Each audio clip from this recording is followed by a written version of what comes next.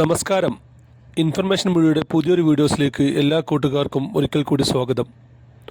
ആരോഗ്യ ഇൻഷുറൻസ് കാർഡുമായി ബന്ധപ്പെട്ട വളരെ സുപ്രധാനമായിട്ടുള്ള സന്തോഷകരമായിട്ടുള്ള അറിവുമായിട്ടാണ് ഇൻഫർമേഷൻ വീഡിയോസ് വന്നിട്ടുള്ളത്. അതിനുമുമ്പായി ഇൻഫർമേഷൻ മീഡിയയുടെ വീഡിയോസ് നിങ്ങൾ ആദ്യമായിട്ടാണ് കാണുന്നതെങ്കിൽ ചാനൽ സബ്സ്ക്രൈബ് ചെയ്യുക.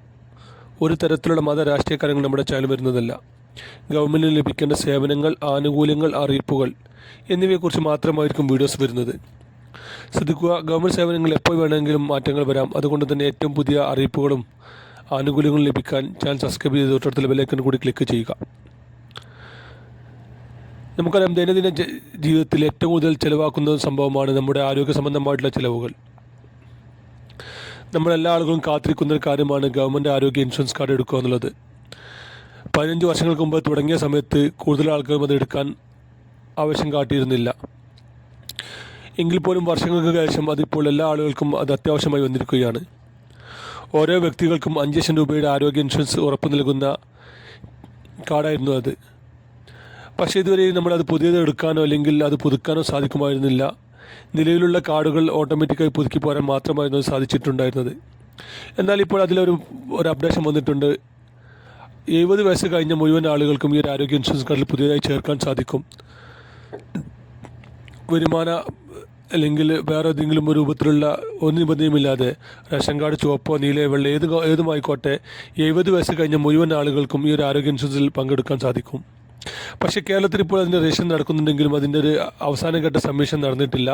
അതുകൊണ്ട് തന്നെ കാർഡ് എടുത്ത ആളുകൾക്ക് ഇപ്പോൾ അതിൻ്റെ ആനുകൂല്യം ലഭിക്കുന്നില്ല. പക്ഷേ ഇപ്പോൾ കാർഡ് എടുത്തു കഴിഞ്ഞാൽ വരും ദിവസങ്ങളിൽ തന്നെ അതിൻ്റെ ആനുകൂല്യം ലഭിക്കുമെന്നാണ് ഇപ്പോൾ അറിയാൻ സാധിക്കുന്നത്.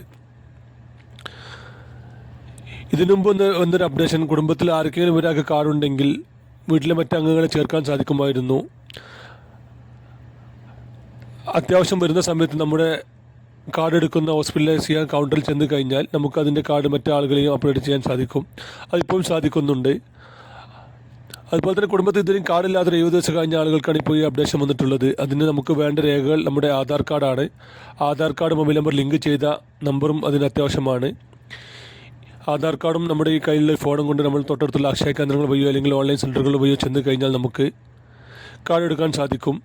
അവിടുന്ന് തന്നെ അത് അപ്രൂവ് ചെയ്ത് പ്രിൻ്റ് എടുക്കാനും സാധിക്കും. പക്ഷേ ശ്രദ്ധിക്കേണ്ട കാര്യം, അതിപ്പോൾ അത് അപ്രൂവൽ ആയിട്ടില്ല. കാർഡ് എടുക്കാൻ മാത്രമേ ഇപ്പോൾ സാധിക്കുന്നുള്ളൂ. വരും ദിവസങ്ങളിൽ തന്നെ അത് അപ്രൂവൽ ആകുമെന്നാണ് ഇപ്പോൾ അറിയാൻ സാധിക്കുന്നത്. ഏതായാലും കാർഡ് എടുക്കാൻ പോകുന്നതിന് മുമ്പ് തന്നെ നമ്മുടെ ആധാർ കാർഡ് മൊബൈൽ നമ്പറുമായി ലിങ്ക് ചെയ്തെന്ന് ഉറപ്പുവരുത്തുക. അല്ലാത്ത ആളുകൾ ആദ്യം അത് Aadhaar card mobile number link ചെയ്യുക. അതുപോലെ തന്നെ ഇതുവരെയും ആധാർ കാർഡ് പുതുക്കാത്ത ആളുകളാണെങ്കിൽ എത്രയും പെട്ടെന്ന് ആധാർ കാർഡ് പുതുക്കാനുള്ള സംവിധാനം ചെയ്യുക. അതിനുശേഷം മാത്രമായിരിക്കും ഈ ഒരു ആനുകൂല്യം ലഭിക്കുകയുള്ളൂ. കേരളത്തിൽ ഇപ്പോൾ ഇത് തുടങ്ങിയിട്ടില്ല എങ്കിൽ പോലും കാർഡ് എടുത്തു കഴിഞ്ഞാൽ പിന്നീട് വരുന്ന സമയത്ത് നമുക്ക് അതിൻ്റെ ഉപകാരം ചെയ്യാൻ സാധിക്കും. വീഡിയോ ഇഷ്ടപ്പെട്ടെന്ന് കരുതുന്നു. ഇതുപോലത്തെ ഇൻഫോർമേറ്റീവ് വീഡിയോ ലഭിക്കാൻ ചാനൽ സബ്സ്ക്രൈബ് ചെയ്യുക. അതുപോലെ തന്നെ തൊട്ടടുത്തുള്ള ബെല്ലൈക്കൺ കൂടി ക്ലിക്ക് ചെയ്താൽ നമ്മൾ അപ്ലോഡ് ചെയ്യുന്ന സമയത്തിന് തന്നെ നിങ്ങൾക്ക് നോട്ടിഫിക്കേഷൻ വരുന്നതാണ്. ഇനി പുതിയ വീഡിയോസുമായി കാണാം.